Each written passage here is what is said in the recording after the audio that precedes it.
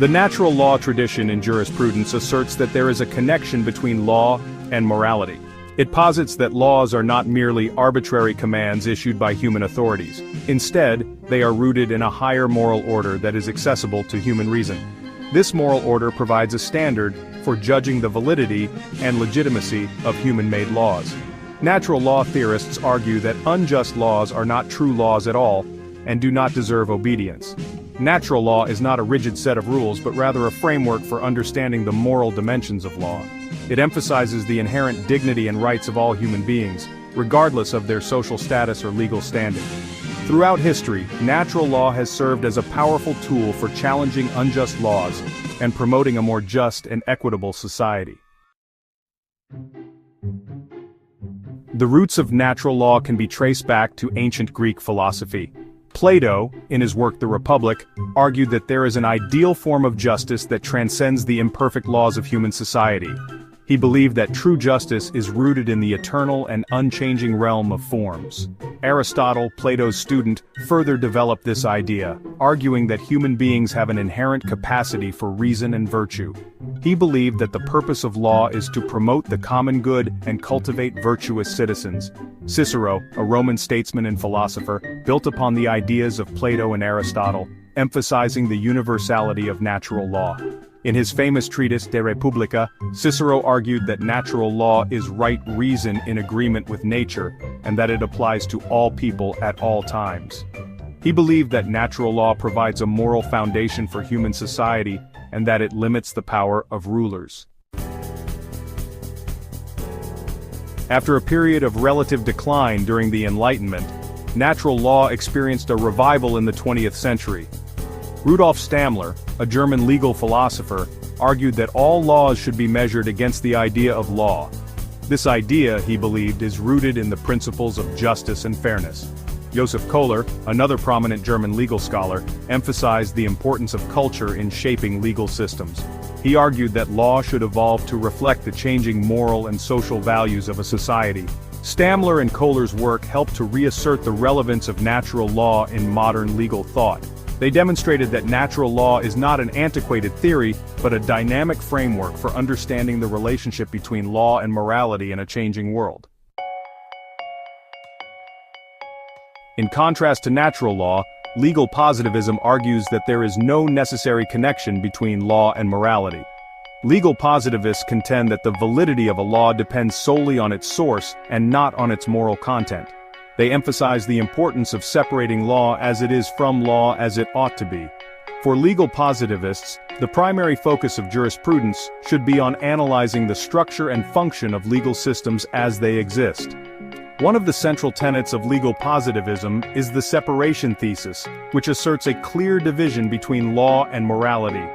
This separation, they argue, is essential for maintaining the objectivity and clarity of legal analysis.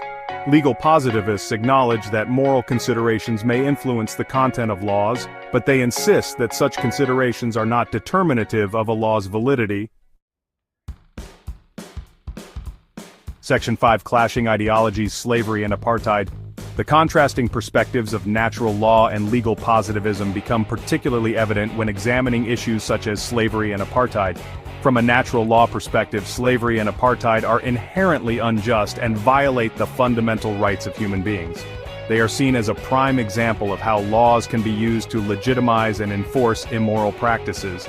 Legal positivists, on the other hand, would argue that while slavery and apartheid were morally reprehensible, they were nevertheless legally valid systems within the specific historical and legal contexts in which they existed. This perspective highlights the potential tension between the demands of legal positivism and the pursuit of social justice. Section 6: The Hart-Fuller Debate Law, Morality, and the Nazi Regime. The debate between natural law and legal positivism came to a head in the famous Hart-Fuller debate. H.L.A. Hart, a leading proponent of legal positivism, argued that even immoral laws should be obeyed if they are properly enacted. Lon Fuller, a natural law theorist, countered that laws that violate fundamental principles of morality lose their claim to legal validity. The Hart-Fuller debate centered on the case of a woman in Nazi Germany who used a law enacted by the Nazi regime to denounce her husband for making critical remarks about Hitler. After the war, the woman was prosecuted for her actions, but she argued that she was simply following the law at the time.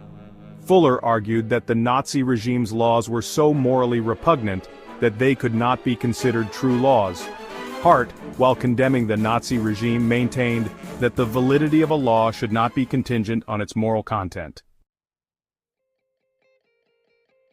Section 7. Natural law in the modern world. The debate between natural law and legal positivism continues to have relevance in the 21st century. Natural law arguments are often invoked in debates about human rights, social justice, and the limits of state power. The ongoing struggle for equality and dignity for all people draws heavily on the principles of natural law. From the fight against discrimination to the protection of freedom of speech and religion, natural law provides a moral compass for navigating complex legal and ethical dilemmas. While legal positivism remains an influential school of thought, natural law continues to offer a compelling framework for understanding the moral dimensions of law and its role in a just society. Section 8. Conclusion. A debate with lasting implications. The debate between natural law and legal positivism is not merely an academic exercise but a fundamental disagreement about the nature of law and its relationship to morality. This debate has profound implications for how we understand the legitimacy of legal systems, the limits of state power, and the pursuit of justice in society. While natural law and legal positivism offer contrasting perspectives, they both contribute to a richer and more nuanced understanding of the complexities of law. By engaging with the enduring questions raised by these schools of thought, we can strive to create a more just and equitable world where law serves as a tool for promoting human flourishing rather than a means of oppression.